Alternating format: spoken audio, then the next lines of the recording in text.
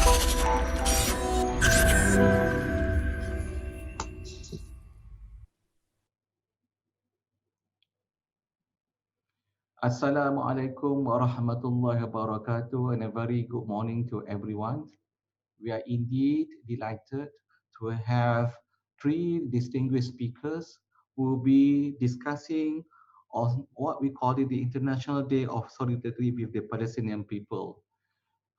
We have these three distinguished speakers: His Excellency Mr. Abdul Walid, Abu Ali Ambassador from the State of Palestine in Malaysia, and we also have Tuan Haji Muhammad Azmi Abdul Hamid, President of MAPIM, or we call it the Malaysian Consultative Council of Islamic Organization, and also Professor Dr. Roslan Mohamed from Academy of Islamic Studies. I, Muhammad Azam, Muhammad Adil, Deputy CEO of Malaysia, will be the moderator for this program. Before we proceed, and I give the opportunity to three speakers to take part of this discussion, let us just take a little bit of the background. 73 years have passed since the UN General Assembly adopted the 181 Clause 2 resolution on 29 November 1947. The resolution, later known as the Partition Resolution, provided for the establishment of a Jewish state and an Arab state, with Jerusalem being conferred a special status and put under an international regime.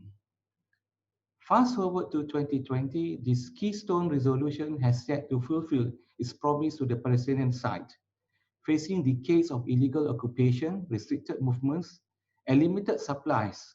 Surges of COVID-19 cases further debilitate the Palestinians. The imminent Israeli annexation of Palestinian lands, now including East Jerusalem, further erodes the possibility of achieving a two-state solution. Latest development in US politics also paint a bleak picture, with the outgoing Trump administration rumored to expedite annexation processes just before the takeover by President-elect Biden.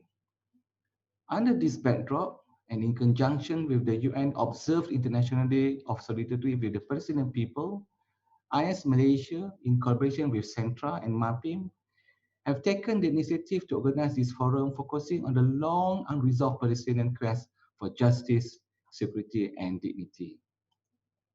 Okay, we can have the discussion start right now. We would like to welcome everyone, and we will start with Your Excellency, Mr. Walid Abu Ali. Over to you, Your Excellency, please. Bismillah ar-Rahman ar-Rahim, and a very good morning to everybody, viewers, participants, and let me start to thank IAIS for organizing this event to show the ongoing support and solidarity of Malaysia to Palestine. Yes, 29th of November is the day of solidarity with the international community to show their support to Palestine. But I believe personally that 365 days every year are days in Malaysia to show the Malaysian support to Palestine. As you mentioned, Dr. Azam, let me again share with you my thankful to colleagues, participants, Sheikh Azmi and Prof. Roslan, on behalf of their institutions, and I'm grateful that they had made some time to show their support and solidarity with Palestine.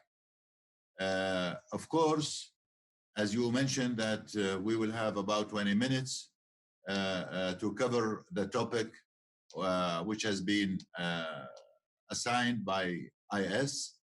Let me start again just to emphasize the situation that our Palestinian people have been struggling for more than 7 decades since the creation of what it's called Israel, and we resulted in having Palestinians categorized into 4 main categories. Category number 1, about 1.5 million Palestinians who remained in their homeland in what is called Israel, and they hold the Israeli citizenship, and they are represented in the Israeli parliament. 14 members of the Israeli Knesset representing the Palestinians. This category of Palestinians are struggling and fighting the discrimination in Israel because they are not treated equally, similar to other citizens in Israel. Category number 2, about 2 million Palestinians who are living in Gaza Strip, and they have been under siege for the last 13 years, and the international community have been witnessing their suffering in Gaza for the last 13 years, and they are suffering on daily basis of the very basic humanitarian needs. The third category, about 3.5 million Palestinians who are on the West Bank and in Jerusalem, and they are fighting the Israeli occupation. They are suffering of the Israeli checkpoints. They are suffering of the violence of the Israeli settlers on daily basis, where the Israeli settlers are abusing the human international law and the attacking Palestinians on their properties, on their farms, on their houses. The fourth category, which is about 6 million Palestinians who are in diaspora, and they are fighting for the right of return. These Palestinians have been everywhere, all over the globe, and they are struggling and fighting the right of return to enable them to go back and live in Palestine. Of course, there are so many UN resolutions, Security Council resolutions have been successfully taken by the international community, but unfortunately, Israelis have been rejecting implementing all these resolutions. Our Palestinian people were put in front of 3 main challenges. Challenge number 1, where the whole international community is countering this coronavirus, which had increased the suffering of Palestinians in Palestine and outside Palestine. This added to the ongoing suffering of our people under the Israeli occupation, whether they live in Gaza or they live in Ramallah, they live in Jaffa or they live in Haifa or they live in diaspora. We continue to pay the bill of this Israeli occupation for more than 7 decades. And our people continued to suffer because of the Israeli occupation. Our main challenge, as I said, beside the coronavirus, is the Israeli occupation. We had accepted all UN resolutions, which we thought that will enable us to accept what has been proposed, which is called the 2-state solutions, where the 2 states, an independent Palestinian state, to live side by Israel, will enable our people to enjoy peace and enjoy security. But unfortunately, this option has been neglected, unfortunately, by the present American administration. I know there's a new American administration has been elected, but unfortunately, what has been promoted during the last 4 years by the Trump administration with what is called the deal of the century, which they pushed the Palestinian people and the Palestinian leadership to accept it. And we have been put under so many sieges around during the last 4 years. Even the very basic humanitarian support for UNRWA, which has been frozen by the American administration, which led our Palestinian people to suffer in Palestine and outside Palestine. We do hope that the international community support Palestinians to achieve their rights to enjoy peace and stability in the Middle East. I think the American administrations, the Israeli government knows clearly and very well that peace will never be achieved in the Middle East without allowing Palestinians to enjoy their freedom and their independence. They had tried a peace treaty with Egypt. They had tried a peace treaty with Jordan. They lately tried normalizing relationship with United Arab Emirates, with Bahrain, with Sudan. But I believe personally that the American administration and the Israeli government know the reality that peace will never be enjoyed in the Middle East without sorting out the Palestinian issue. This is my introduction, and I will allow my colleagues to say what they want to say, and I will be able to answer any question raised by my colleagues. I can't hear you. Hello? This, okay. Thank you very much, Your Excellency. I think you have give us a very good introductory part on this issue.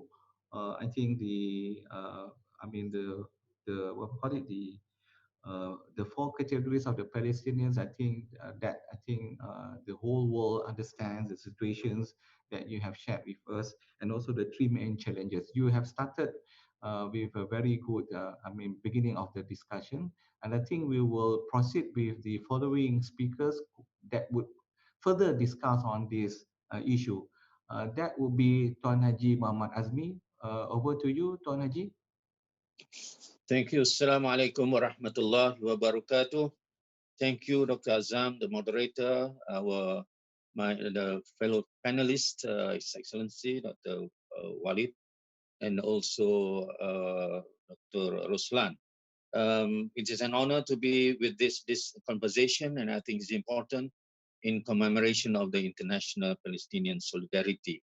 My point goes as introductions that there is always this historical context that we should always, refer back to, because the historical context will then give us the present narrative. Why is the problem still lingering on until today for the last 73 years? No doubt, the historical context is a very important argument when Israel came into being on the land that they claimed a land without people and the people without land. And then it came about from the Balfour Declaration onwards, and the whole thing, kicked off in a manner that the Palestinians were the targeted people. The land of Palestine will then become the decisive so-called land for the promised land for the Jews.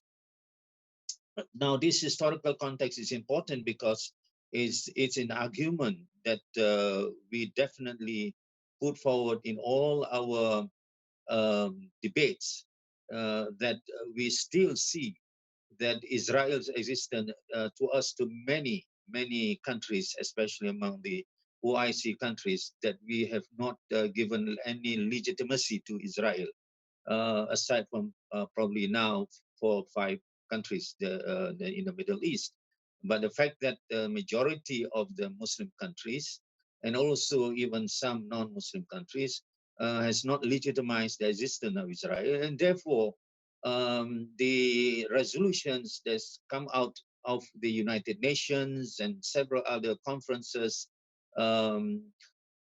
rely back on this legitimacy of Israel. That comes to the present narrative where people have started to discuss about the solution, famously called the two-state solution.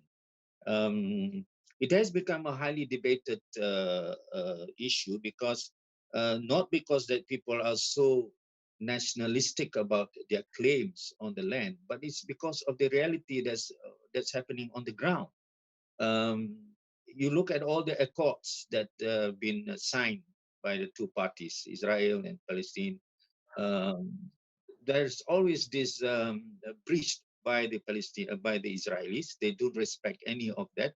They may come out and signing, and it is moderated by the U.S. and whatnot. And but yet nothing really changed on the ground. The reality of what His Excellency has elaborated about, the sufferings, the denial of rights, the violations, the brutalities, the atrocities, in everything, from denying basic things of food and medical treatment to their, illegal settlement of the Jews, and then you have all the checkpoints, and you have children been until they be apprehended and they are tortured. You name it. I mean, the whole list of atrocities have been done despite of all these accords and treaties, and therefore the two-state solution has become a very, there's a big question mark on the validity, on the practicality of it. Malaysian government, for instance, is for the two-state solution. But as I said just now, the narrative on the ground has become almost impossible to even have this moving forward. And from then on, the idea of we are, always pressuring for uh, the right for freedom, liberation, and dignity and sovereignty has become only terminologies that we put forward all the time in conferences and seminars, and yet it is not being implemented. All the resolutions, from dozens of resolutions, talking about these terms, these very key terms, to give back the right of Palestinians, uh, becomes only rhetorics. So that is a frustration that we have around the world, especially from the Palestinians. They've been following it in a most, civilized manner. I mean, the debates that they've given in the forums and all that, the arguments are very, very civilized in its way it's presented. The evidence that's been presented is really facts that cannot be denied.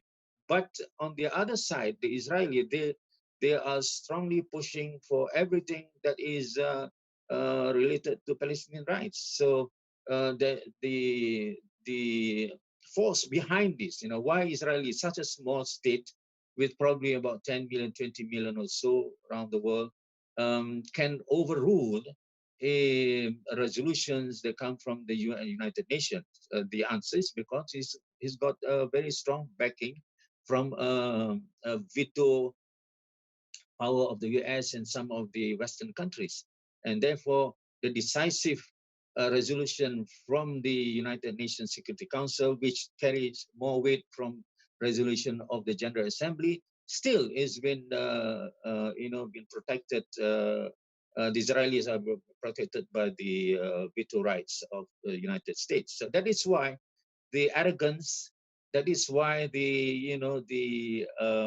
also the um, hard-headed Israelis, even they have their internal problems. I mean, Netanyahu is really now a very unstable prime minister, and yet he has got the audacity to still carry out these atrocities against the Palestinians. It's because of, although Trump is going out of office, but because of the quite strange democracy of United States, a defeated president before the inauguration of the elected president still has the power to even decide very, very important and critical issues of the world, especially on the Palestinians. So that is something that frustrates us. How can that be allowed? He's really repeating that, his support to Israel and his recognition to whatever Israel is doing, these settlements, and also the other things. Also, even his His son-in-law Kushner is still going to the Middle East, really trying to mediate the normalization. These are all important foreign policy, and yet U.S. has the clout to do that. So this is the kind of things that we have to really understand the whole game of Israel with the U.S. and then trying to pull in the Arab countries to normalize with Israel. And I add in a little bit more on this conversation is that there is an important, we have to recognize the main actors of this conflict, because those main actors are the ones that make these decisions. Number one is, of course, the United Nations.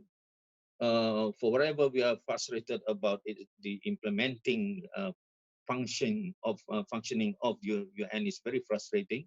It's not respected.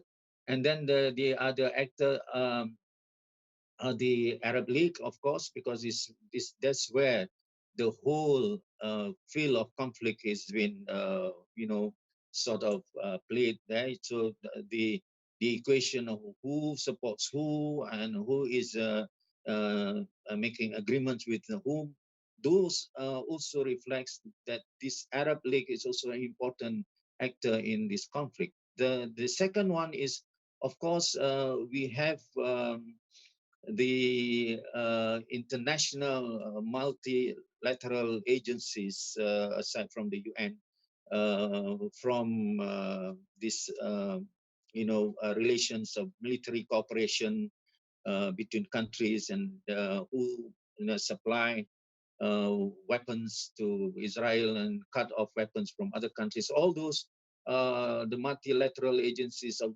transacting these deals are important actors also to give the future of the Palestinians. And the last one, I think, is important actors are the non-state actors, the what we call the NGOs. They've been a very loud, voices from many NGOs, either it's nationally based or regionally based or even international level. A lot of initiative have been done. Even the BDS campaigns have been launched for so many years. Those have been giving some very significant impacts. It makes the the situation always alive. As His Excellency says, the 365 days is almost like every other week or every other month there will be initiative by so many groups. Either they have their own meetings, they are launching certain projects, they are calling and pressuring their national governments to take their position. So it is an important part of the whole actors of the Palestinian cause. So after understanding this, then I would want to contribute on how do we go about, furthering the struggle of the Palestinians.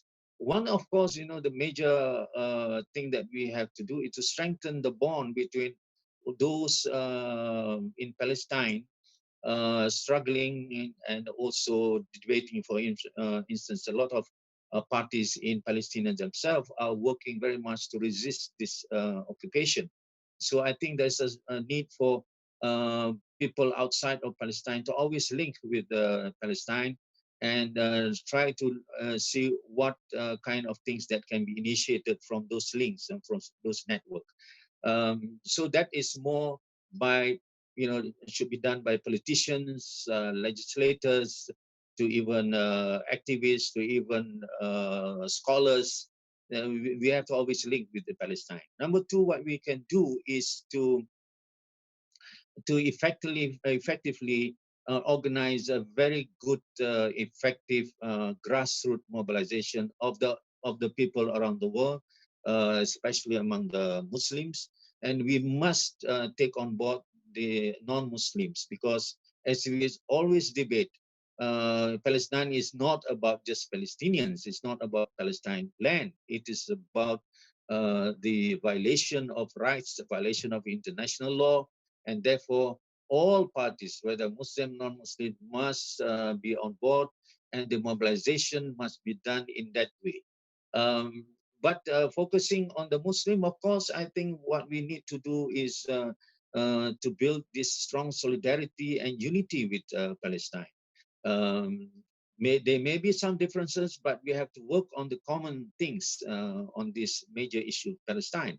That we must liberate Al-Aqsa, we must liberate Al-Quds, we must dismantle the separation wall, we must oppose this illegal settlement. No, we must oppose this legitimizing of the Jerusalem as the capital city of Israel. All those has to be, we have to come together.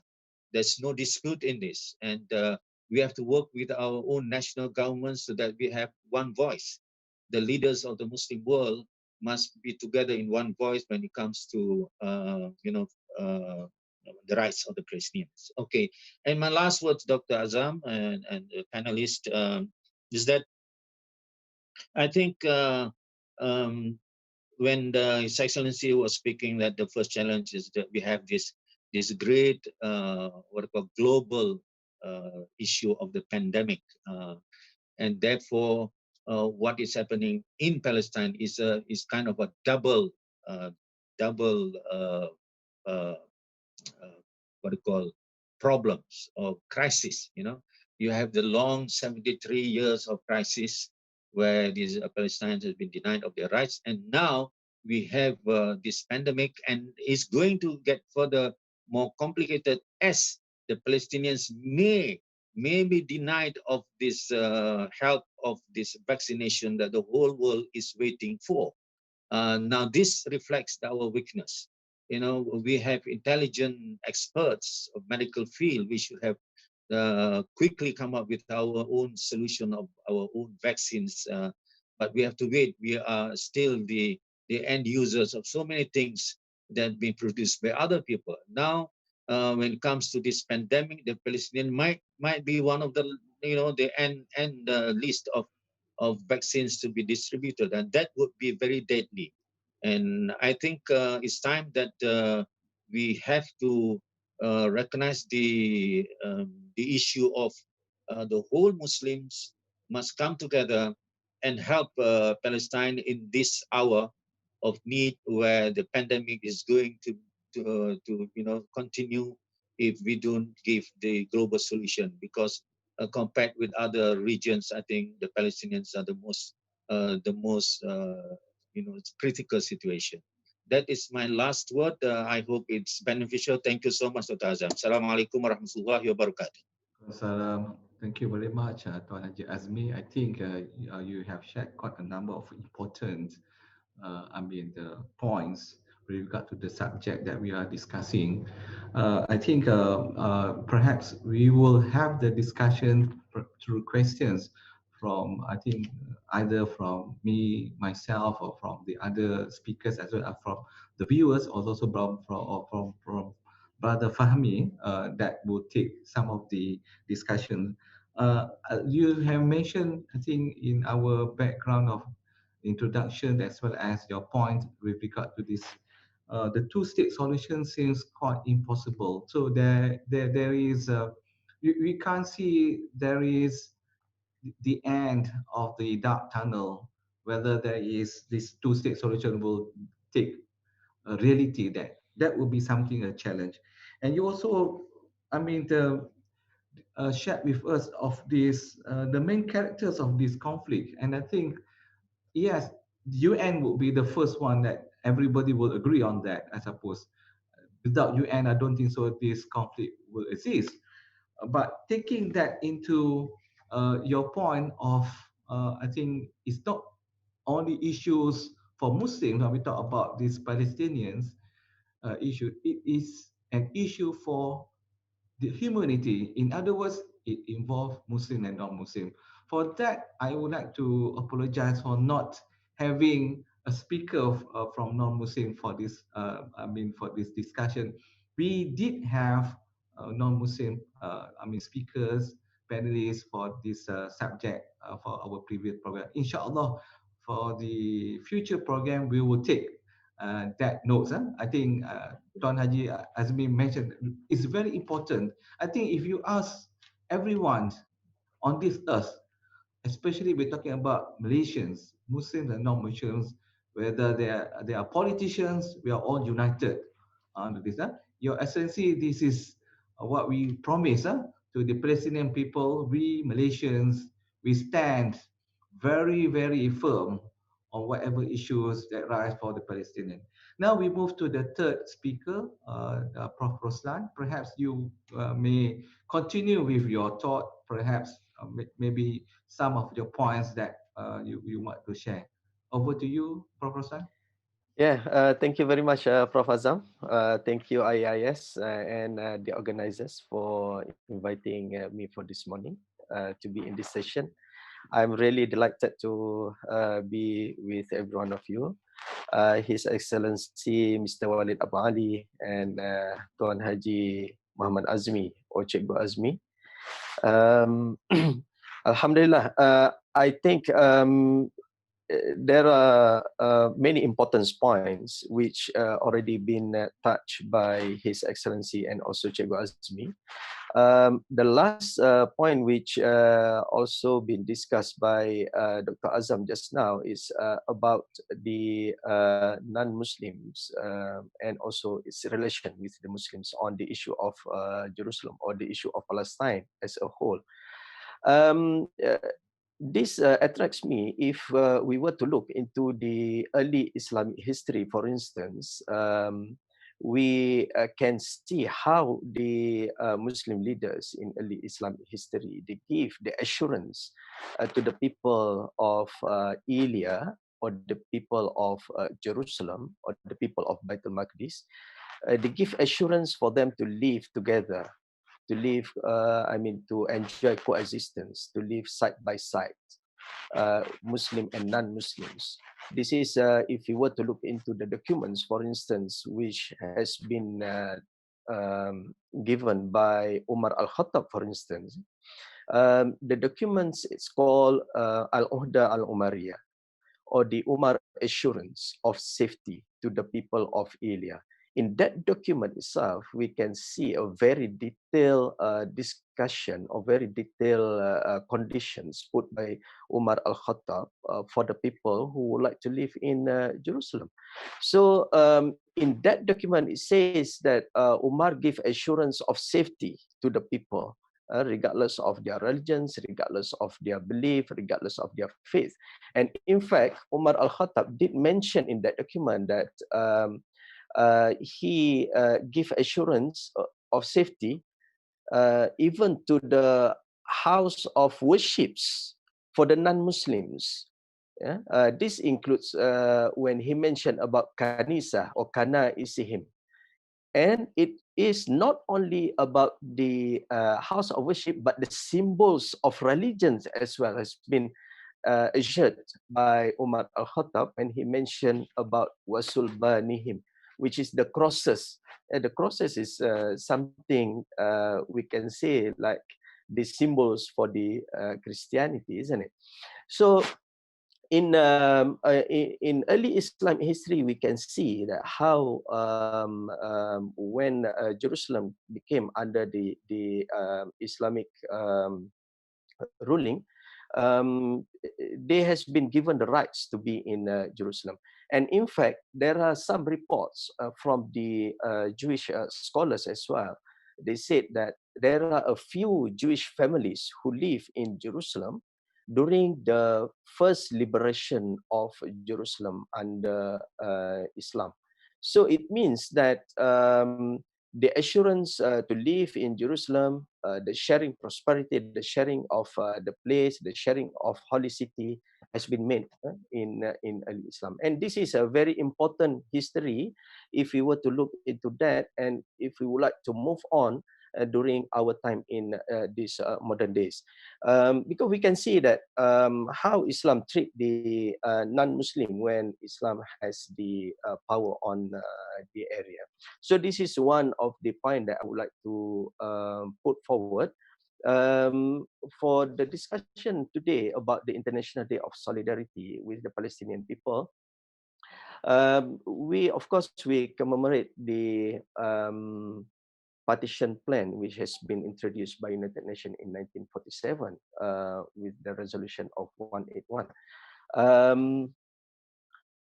If we look into the historical aspect, in 1948, after the establishment of the State of Israel, there is another resolution which has been given, which has been put forward by the United Nations, which is Resolution 194, if I'm not mistaken, which is about the right of return for the Palestinian people who were driven out from their land, with the condition that they live at peace with their neighbors.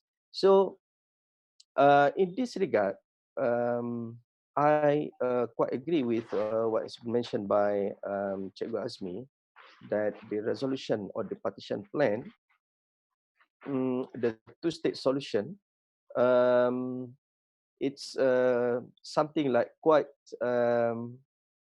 we need some more discussion on this, how we can probably accept and how we could probably look into it, how to implement it in our modern days. So there are some issues which are related to this, because we could see that the Israeli, for instance, they somehow do not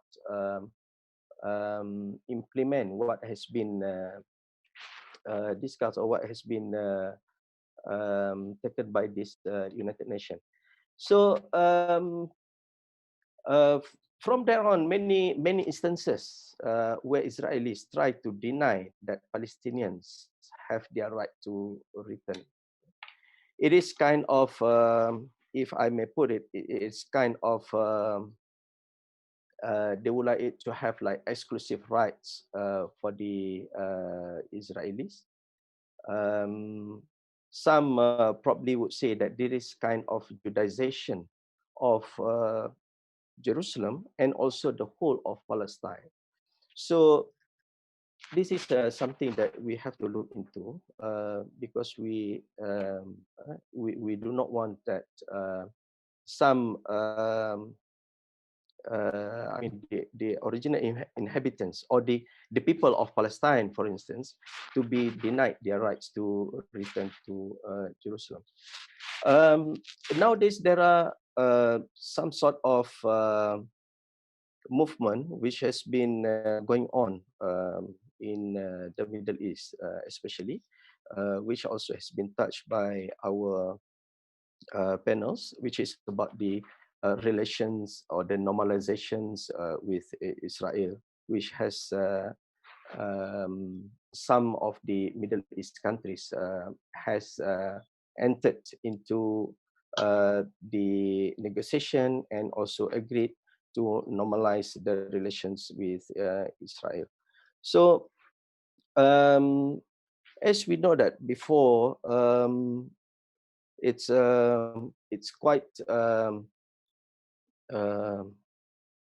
how to say, the Arab countries mainly has no relations with Israel, but under the President Trump, there are, or they may be forced to enter into the discussion, or they may be forced to normalize with Israel. But Alhamdulillah, Malaysia has taken, I mean, the not to be or not to recognize, not to enter into this kind of process. Most recently, what I probably quite surprised is that the response by the Prince of Saudi with regards to the reports that has been came out last 2 weeks about the meetings between the Israel Premier with the Crown Prince of Saudi. The Prince of Saudi Arabia, which is the Prince Turki Al Faisal, tried to deny or tried to, I mean, blasted Israel about the report that has been come out in Israel. and try to say that the Netanyahu has no meetings actually with the Crown Prince of Saudi Arabia, and this is only based on the reports which has been came out in Israel, rather than the reports which has been come out with the Saudi, and this is something which is quite um,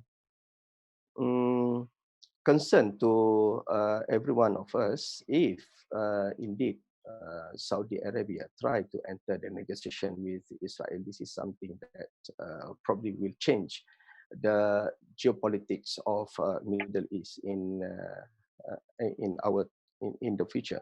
So looking at this, what will be the future of Palestinian? I probably would like to see that there is mm,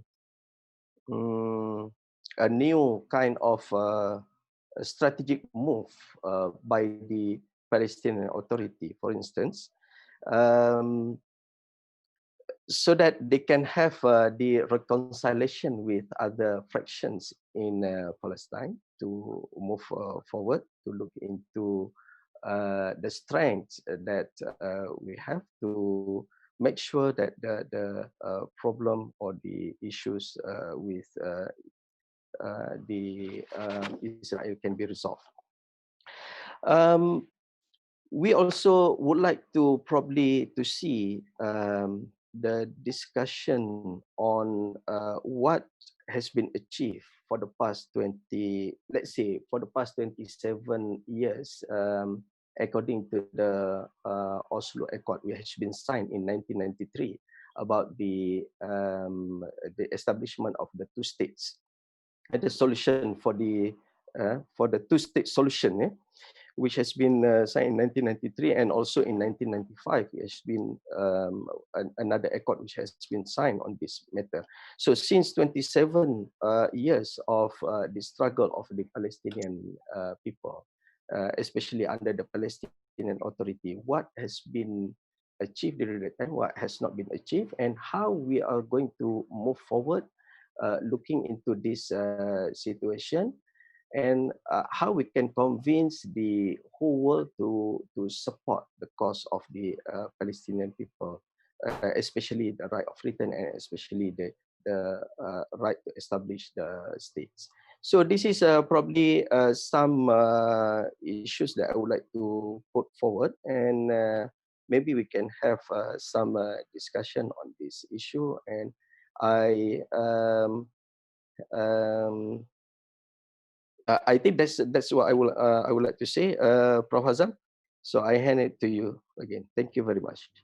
Okay, thank you very much, Prof. Roslan. I think you started with your presentation with how this, Islam treats this, especially from the Muslim rulers in the early of Islam, and you have shared with us this Umar al-Khattab's, the approach of having this, and I think that will be something which is quite important, and I think we'll be sharing that, inshallah, in the other platform, how this Muslim non-Muslim coexistence in the states.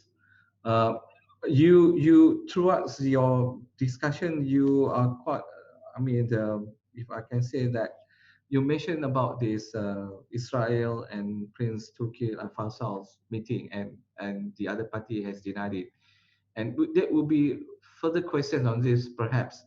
What is the stance by Muslims countries, especially towards some of the Gulf states that have, having diplomatic ties with Israel? I think, uh, I mean, perhaps we haven't had that experience before, but now lately, for the last 1 year, we can see there is a movement of some Gulf states have moved forward. And as you have mentioned, Prof. Roslan, if Saudi started having diplomatic ties with Israel, I think that would be something that would be a disaster for the Muslims, perhaps for the fight of the Palestinian people. Alhamdulillah, I think in Malaysia we are very firm. I think we can see our Prime Minister Tan Sri Muhyiddin Yassin has issued a one-page message. I mean, we are very firm behind the Palestinian people on this special day of the solidarity for Palestinian. Okay, before we open to the questions and comments from the viewers of babies who are watching our discussion today, perhaps I would like to welcome Brother Fahmi. Is Fahmi around? Yes, Dr. Azam. Okay, would you like to add some of the, the points that have been discussed by the three speakers, and do you have questions pertaining to any of the questions? On the discussion by the three speakers. Fahmi. Okay, Bismillahirrahmanirrahim. Assalamualaikum warahmatullahi taala wabarakatuh. Thank you to Professor Dr. Muhammad Azam, Muhammad Adil, Deputy Director of IAIS, His Excellency Mr. Walid, Tuan Haji Azmi, Cikgu Azmi, and also Professor Dr. Roslan. Thanks for your, all the panelists. I believe that we touch very significant updates on information with regard to the situation that's happening now. As for today and every day, I think today and also every year on 10th of December, I think now the world is celebrating the Human Rights Day. I think in conjunction with our program today, with the theme of Recover, Better, Stand Up for the Human Rights. But we understand that the discussion that we had today specifically touched on the issues that facing by the Palestinian people by being paying the price of the policies, all the recommendation, all the we consider the document.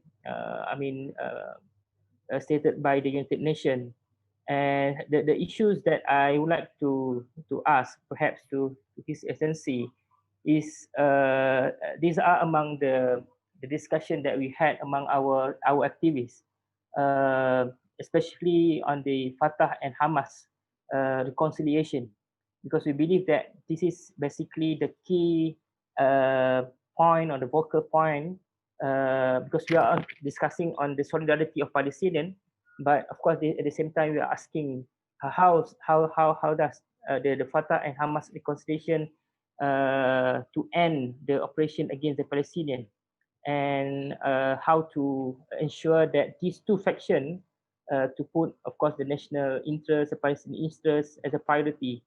So I just want to hear the comment from His Excellency.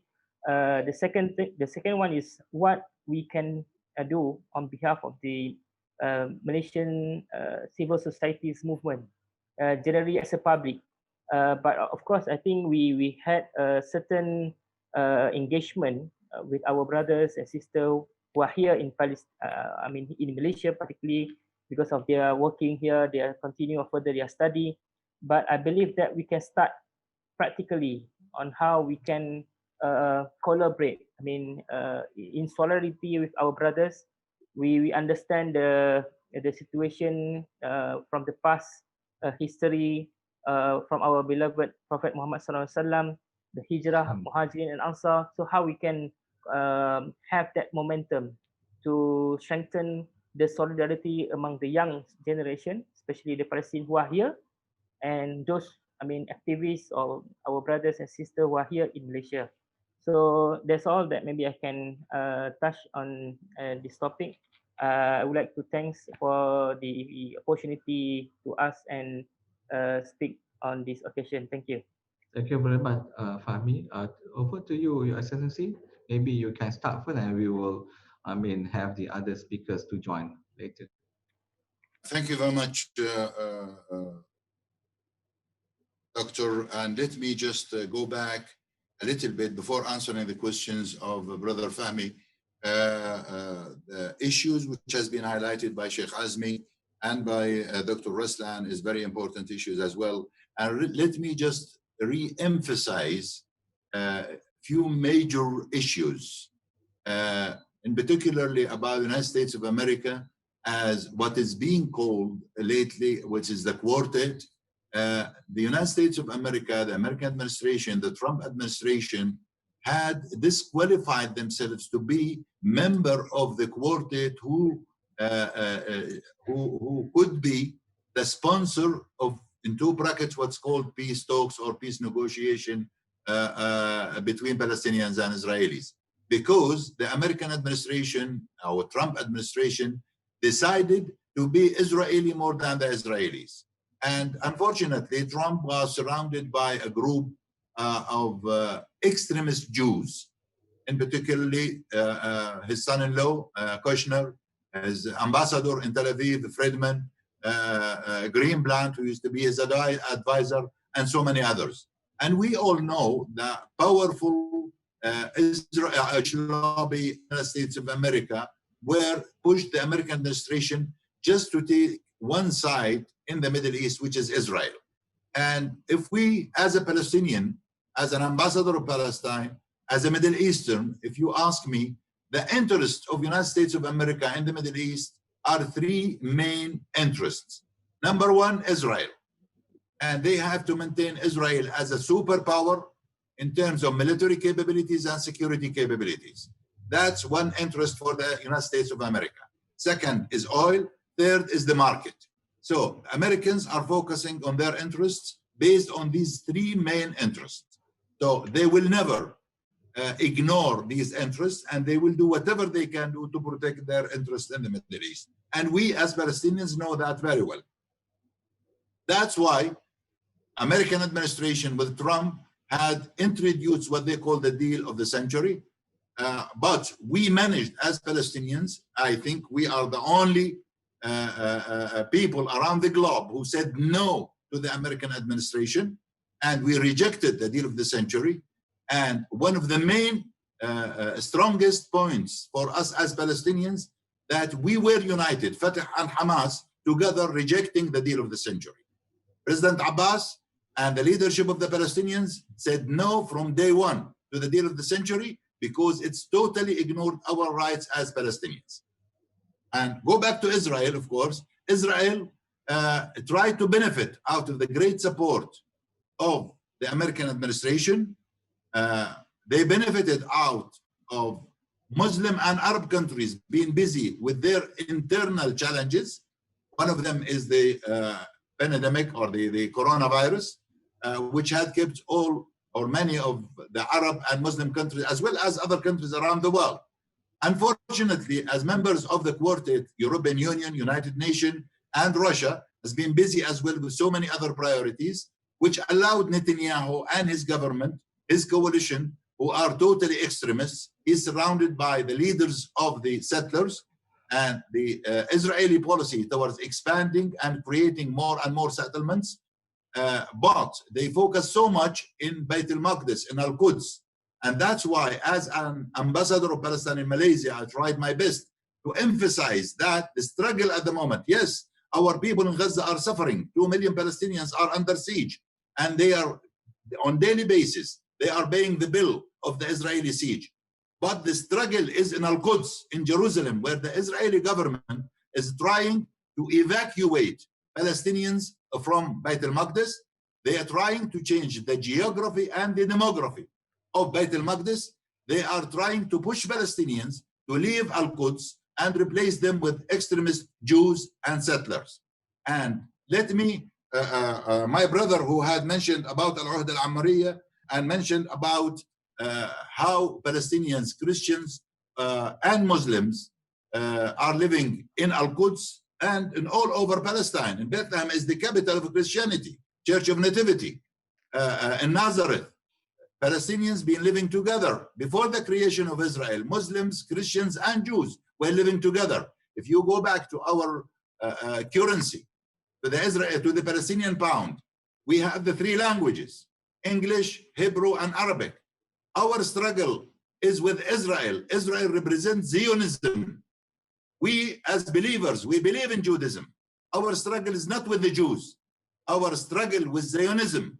This Israel was created to protect some of the Western's interests in the region that at the moment led by the United States of America.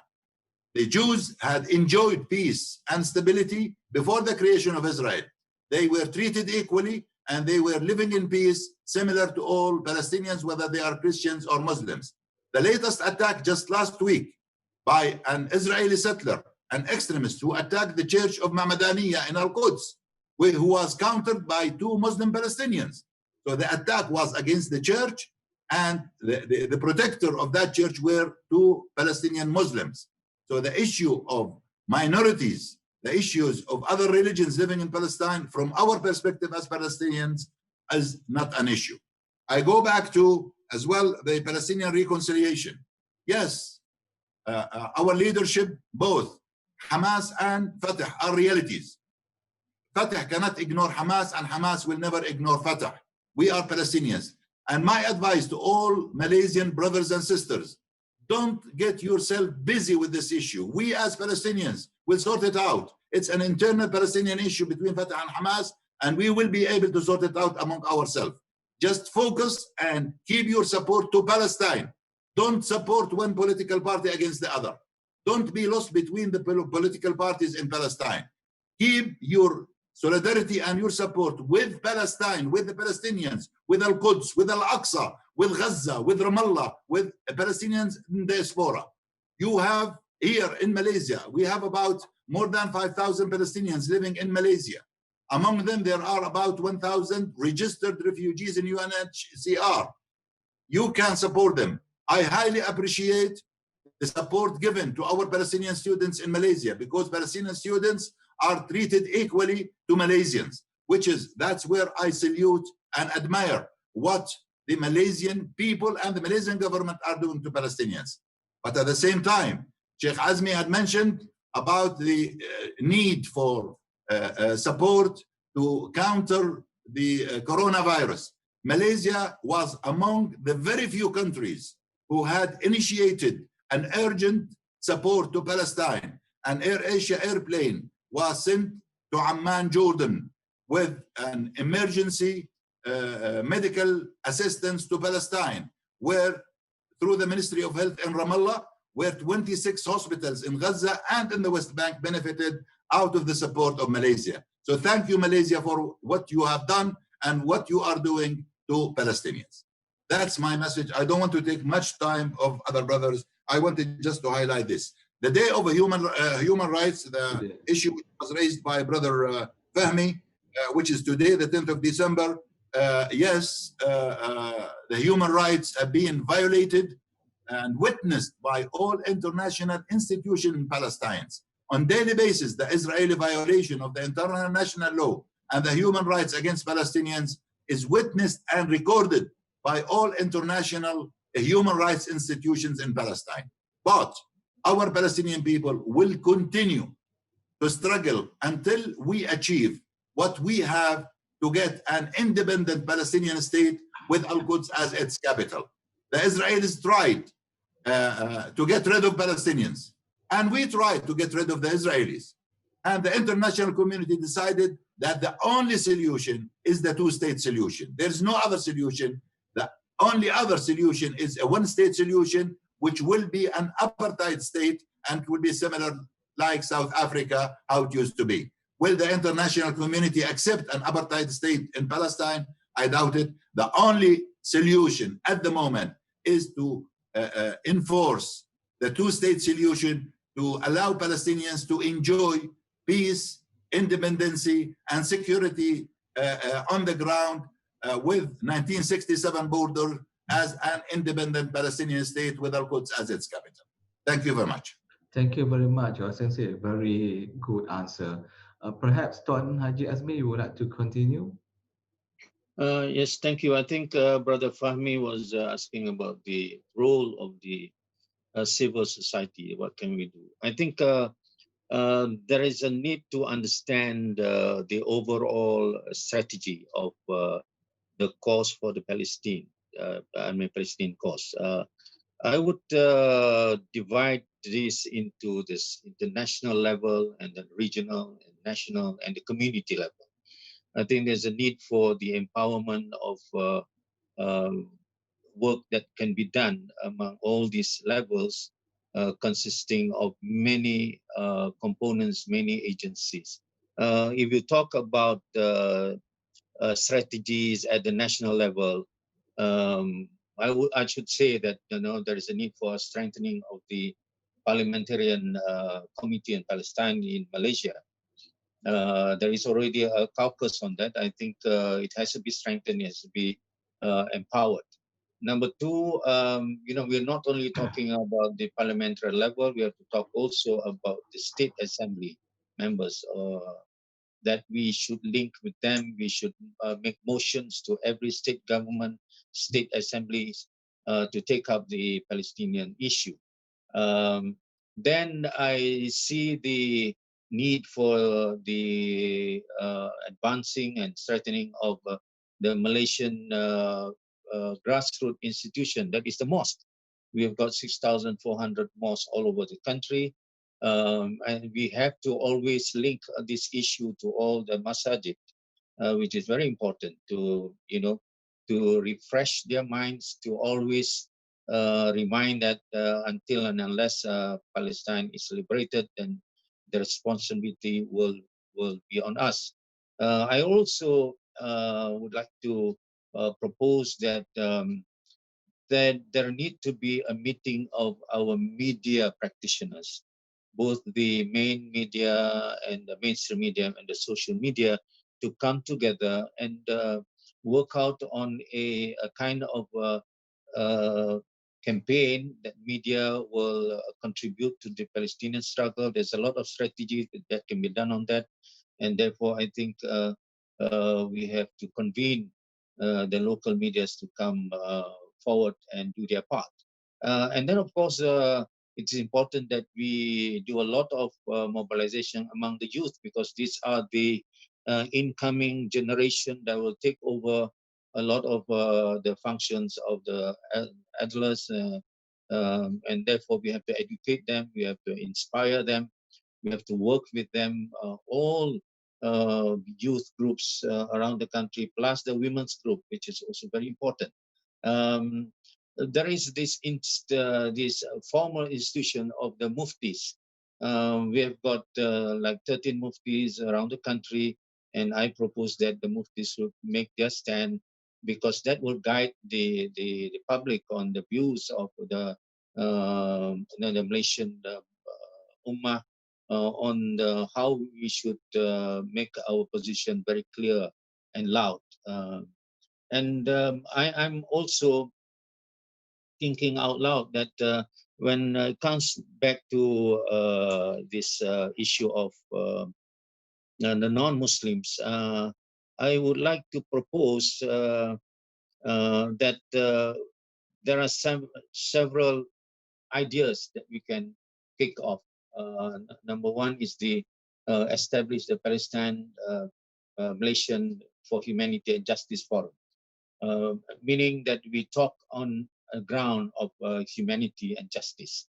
Number two, we have to form a Malaysian Palestinian interfaith human rights advocacy group. I mean, among Christians, Hindus, Buddhists, and all that. Let's form that, focus on the Palestine advocacy, and come up with our stand from time to time. And that will be good to have a meeting of the mosque and the church and the temples together in one forum, and we make sure that every religious institution will take up this issue in their meetings of their followers. I think there's a need to do that. My last point on this question of Brother Fahmi talking about the civil society, I think it's true. I agree with His Excellency. There's a need to focus on these common issues of every parties in the Palestinians group. Divisions are there. There's been debated all the time, but I think that should be a reminder. But let's focus on the convergence of things together among us. Look at what are the resolutions that we make among the Muslims, Ummah, and all the parties in the Palestinian cause. So I would advise that the NGOs in Malaysia should be well informed of the realities on the ground. The formulas are there. As Excellency was saying, the two-state solution might be the one that is the most practical now. But again, things on the ground has to be changed. And therefore, I think we should have this convergence of conversation based on the agreements and the common grounds and not the differences. My last point, Dr. Azam, I just like to add on, as His Excellency and Dr. Roslan was saying, there is few major points that has to always be highlighted. One of the most fundamental and most major one is, of course, the Al-Aqsa. We have to really work on it, you know. We have to have a strong campaign in defense of Al-Aqsa. We have to really defend Al-Aqsa against all this agenda of the Zionists. I agree. Excellency was saying it's the Zionists, it's not the Jews. It's the Zionists with so many components. It's either they are Zionists among religious people, they are Zionists among, you know, other components. You know, Zionism is an ideology, and I think we have to defend Al-Aqsa because of this Judaization done by the Zionists. So Al-Aqsa should be the converging point. Al-Aqsa should be the most fundamental issue that we always put forward and refresh our mind. And on my side and my colleague like Dr. Roslan, one of the things that we are trying to do is trying to even engage with our rulers.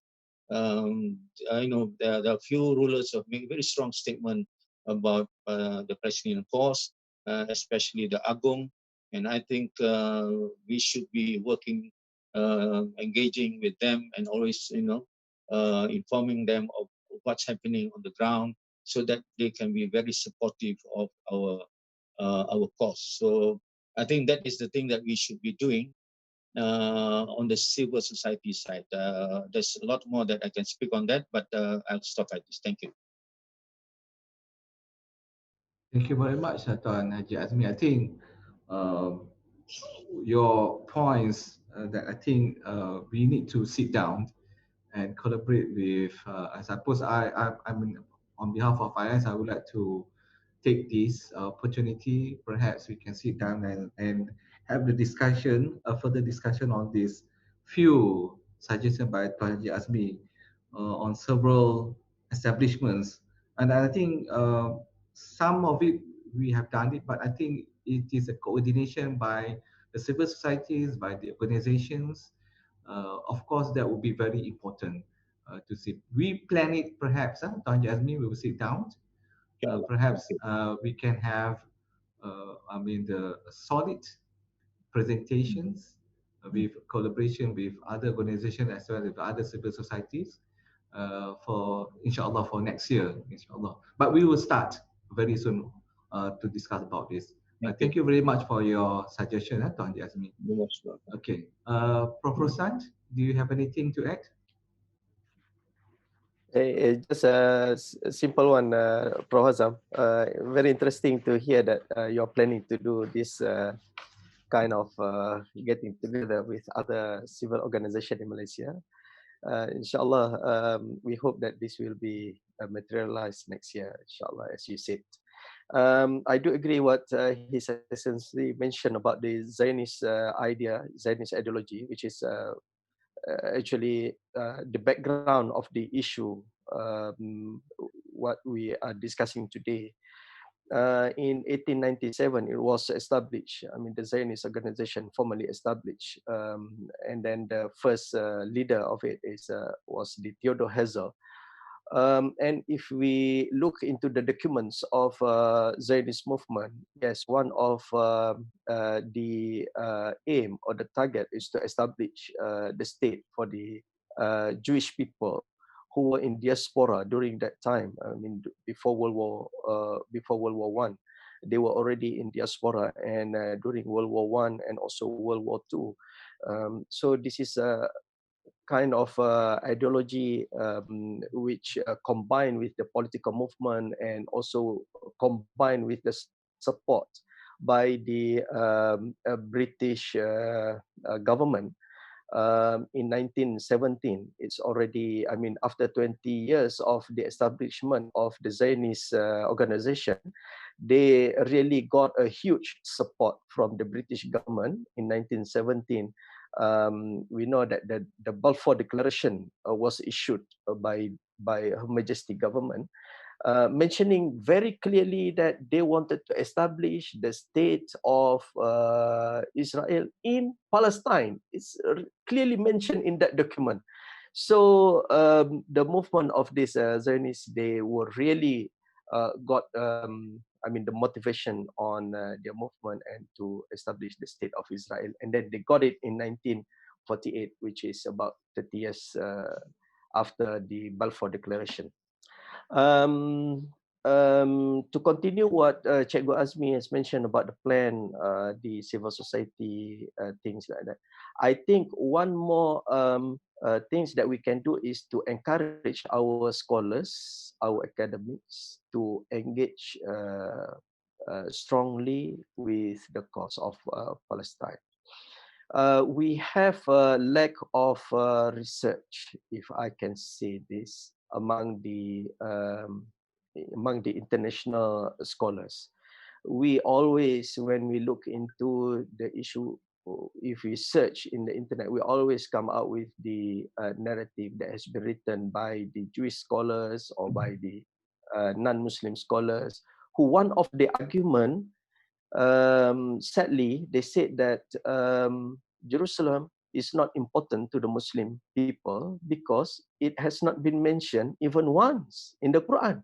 So this is one of the idea that has been put forward by the say like the non-Muslims scholars, try to portray that Jerusalem is not important at all for the Muslim community. So this is a very contrast to what is the belief of the Muslim people, that Jerusalem is part of us.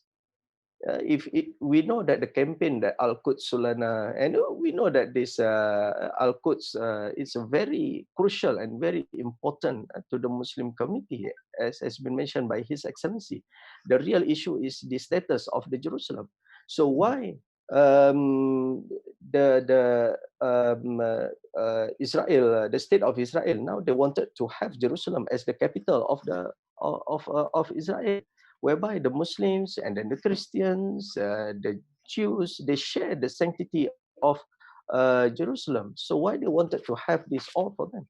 So this is something like we have to look into, and we have to encourage the scholars and also the academics to engage into more serious discussion or more serious research to provide the counter narrative and to have this share with people. I do agree with the idea. Last time we have a representative from the Embassy of Palestine in Malaysia, which is Mr. Mohamed Abdul. His Excellency, he came to the University of Malaya and he gave the idea about establishing a center of research looking at the issue of Palestine, and probably the names of that center we can discuss later on, as he mentioned. I think this is a very good idea that we need to have this kind of center which the Palestinian embassy can engage with and can probably extend the ideas, give some sort of a discourse, of the discussion, not only from one side of Palestinians who live in Malaysia, but we would like to have a general, a more comprehensive views on Palestine, especially the information that come officially from the embassy, which we regard as the official representative of Palestine, of Palestinian Authority. So this is very important, and I think if we can work together on that, we hope that can be materialized as well in Malaysia sooner rather than later. So that is my points that I would like to add on. Thank you very much, Prof. Azam. Okay, And it to you again. Thanks. Thank you. Thank you very much, Prof. Roslan. I think indeed what you have mentioned, I think is very important for scholars. We are talking about Muslim scholars.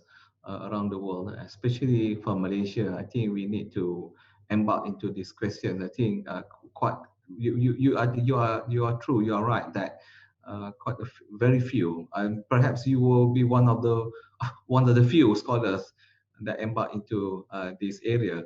I think perhaps I would like to share with the other speakers as well as the viewers on this during this occasion. I think Prof. Roslan is the winner of the book that focus on this Jerusalem studies. I think perhaps that research uh, is a substance of his PhD thesis, which he did in Dundee, if not mistaken. I think this is something that we need to encourage our scholars to engage into this. We have a few more minutes to continue. I have one question from Brother Sayuti. The question is addressed to His Excellency, but I think we will open also for other two speakers to respond if they want to. What is the official stand of Palestinian Authority on the questions of prohibiting for outside Muslims from visiting the Masjid Al-Aqsa nowadays? Many Muslim scholars say that it is prohibited in the name of solidarity with the Palestinians under the occupation of Islam, of the Israel regime. So you have these questions. What, is it okay for the Muslims to visit Masjid Aqsa under this, Israelis jurisdiction? Whether it is not fine? Perhaps that would be the response. Over to you, Your Excellency. Azam, thanks very much. Before answering the question, let me just highlight the issue which was raised by Prof. Roslan about Al-Quran and Al-Quds. I think the only city which got a whole surah for Al-Quds, Surah Al-Isra. Yes. Surah Al-Isra is clearly states the status of Al-Quds, or Bayt al-Maqdis, of the first Qibla in the Quran, which is Al-Quds. Allah subhanahu wa ta'ala could easily directed Prophet Mohamed alayhi salatu wasalam to climb from Mecca to heaven. But the message to all Muslims was that through Al-Isra wal-Mi'raj, he has to travel from Mecca to Al-Quds. And in Al-Quds, where he was the Imam of all prophets, when he offered the prayer over there. And he climbed to heaven from Al-Quds. So when we talk about Al-Quds, Al-Quds is the heart of the struggle in the Middle East. Without Al-Quds, an independent capital for the Palestinian state, Israel will never enjoy peace and will never enjoy stability. Back to the question about visiting Al-Quds. Prophet Muhammad والسلام, said clearly, لا تشد الرحال إلا إلى 3 مساجد, المسجد الحرام ومسجدي هذا والمسجد الأقصى. And I think we all believe, even we inherited from fathers and grandfathers, that completing your Hajj or your Umrah must be completed by visiting Al-Aqsa Mosque. So Al-Aqsa, definitely, if I will have to talk about Malaysia, I think there is a fatwa. I met with the previous Mufti, Federal Mufti of Malaysia, and there is a fatwa in Malaysia which allow all Malaysians to visit Al-Aqsa. Second, visiting Al-Quds and visiting Al-Aqsa, we as Palestinians always said, if you visit the prison to visit your son or your brother or whatever, it doesn't mean you justify being, the facility or the prisoners. You actually go to visit your brother or your loved one. When you go and visit Israel, it's a different issue from the political side. But when you visit Al-Aqsa or you visit Al-Quds, it means that you are supporting those Palestinians who are struggling in Al-Quds, and you encourage them to continue struggle in Al-Quds, because through the visits, you help Palestinians remain where they are, which is totally against what the Israelis are trying to do to evacuate them out of their houses. So definitely, we encourage all Malaysians, all Muslims around the globe to go and visit Al-Quds. Okay, thank you very much. I mean, other speakers, do you want to respond to the question? Yeah, I think I just want to interject. You are right, His Excellency. I've been there for like every Ramadan, and every time I meet the brothers, sisters there, they say that when you come and visit Al-Quds and Masjid al-Aqsa, it gives us the strength to carry on, to resist. We are not alone, and we are very envious with you because you travel like 8,000 kilometers all the way with so many difficulties just to come and visit Al-Aqsa and visit us. That is enough to give us this spirit that we will carry on. And I really feel sympathy for the feeling of hopelessness. They are trying to struggle to just be there. They're not thinking about how can we get more money or anything like that. They just want to stay there and represent us around the world. That we are here, and your voice we will carry on. And I even have this experience of a young boy of 17 years old. His fingers was cut off. He's got the experience with the Israeli soldiers. He was beaten up and all that, and he was not allowed to go into the Al-Aqsa Mosque for almost 2 years. And when I reached there for the third or fourth time, he was right at the door of this Masjid Al-Aqsa. I say, why are you here? Because he says, a few minutes from now, my iddah with the banning is over, and immediately it's over, I will go in and I will not come out. So that give me this feeling of, unless we Muslims go there and strengthen them, and with the niyat that we are not going to just as tourists, our niyat is to be with them, to struggle with them, and therefore the visit complies with what the Prophet has said. This as you mentioned, Ashidda Rihal. I mean, we are very, very heavily commanded by the Prophet, go to these places. Other places is not important. These are the three places that we have been. And my last word, when I prayed in Al-Aqsa, I always feel this spirit of jihad, much more if I pray in Masjid al-Nabawi and Masjid al-Haram, because there we struggle to get in front in the places that people struggle, the Raudah, and also right near the Kaaba.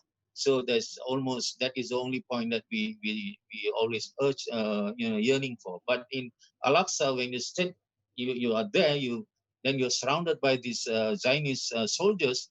You feel that you may die there because of this struggle. So the spirit is very high when I always pray, especially at the mihrab near Quba Sakra, the mihrab of Rasulullah SAW, where he stood as an imam. So I really urge people to go to Palestine, to go to Al-Aqsa, to Baitul Maqdis, not because we just want to take pictures, selfies and that, but because we want to say to the world that the Muslims are united. We will defend Al-Aqsa at all costs. Thank you very much, Tuan Haji Azmi. I think we are approaching to the end of the forum. But before we end, I would like to give the opportunity to all speakers to give perhaps the last few words. We'll be starting with Prof. Roslan first.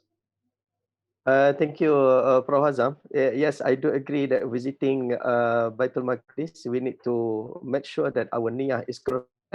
It's not only it's not to go there and then to post in the Facebook and to make a video that saying that nothing has happened in Jerusalem and that there's no struggle over there. But what we have to feel the struggle of the people of Palestine.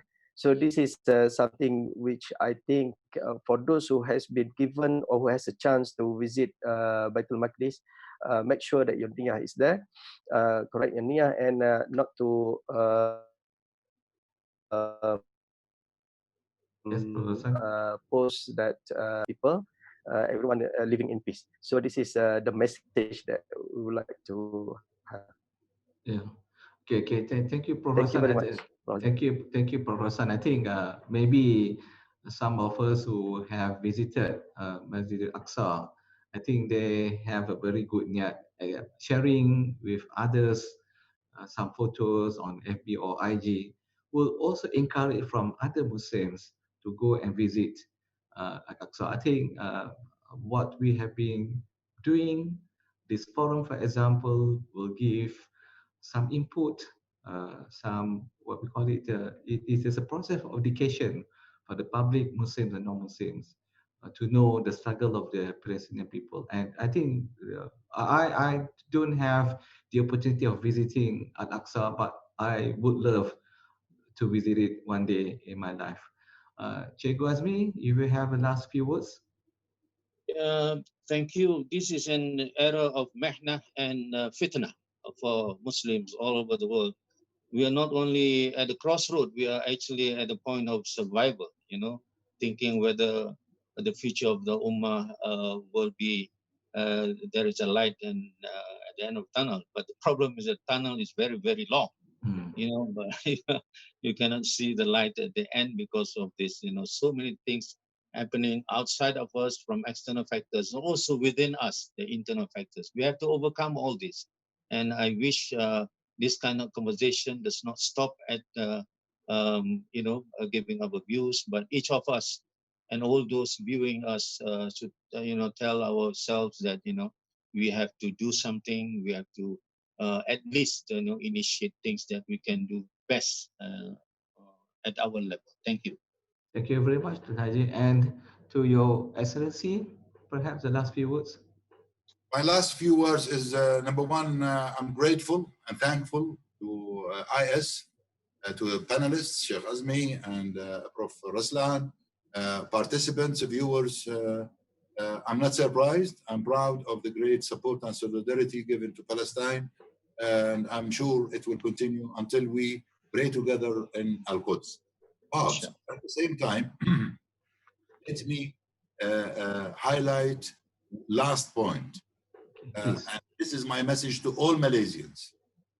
Don't get yourself so much busy with issues of internal Palestinian issues. Like reconciliation is a must between Palestinians. We all losers if we don't reach the reconciliations. The only winner out of the dispute between Fatah and Hamas is Israel. So it's a must that we have to achieve reconciliation. And I do hope that our leadership achieve this very soon. Because as I said earlier, the only way that we counter the catastrophe of the century, what they call it deal of the century, from our perspective as Palestinians, we call it the catastrophe of the century, that we were united. And by getting Palestinians united, we will achieve our main objective. Second, in Malaysia, I see Malaysians equal.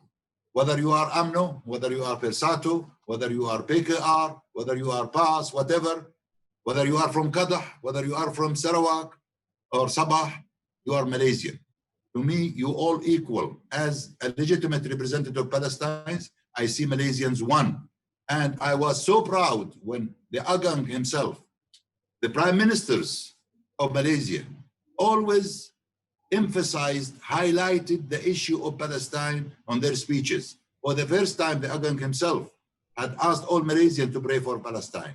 We are grateful and thankful to His Majesty. We are grateful to the prime ministers, Tuan Mahathir Mohamed, Muhyiddin Yassin, the previous government and the present government, always shown their solidarity and support to Palestine. Thank you, Malaysia, for all what you are doing to Palestinians, whether they are in Gaza, whether they are in Al-Quds, whether they are in diaspora. Thanks very much. And thanks for this event, the organizers and everybody who was involved in arranging this session on the Solidarity Day with Palestine. Thank you. Thank you very much, Your Excellency. With that, we conclude our forum today on the International Day of Solidarity with the Palestinian people. On behalf of the organizers, IAIS Malaysia, Centra and MAPIM, we would like to thank again His Excellency Mr. Walid Abu Ali, Ambassador of the State of Palestine in Malaysia, Tuan Haji Muhammad Azmi Abdul Hamid, President of Malaysian Consultative Council of Islamic Organization MAPIM, and also Professor Dr. Roslan bin Mohamed from the Academy of Islamic Studies, University of Malaya. With that, we wish everyone, especially the Palestinians, we Malaysians, we are behind you, we support you, and we will fight for you, inshallah. Till then, we will see for the next event, inshallah, on the 17th of December. We will come back to you, inshallah, on that particular day. Assalamualaikum warahmatullahi wabarakatuh, and a very good morning.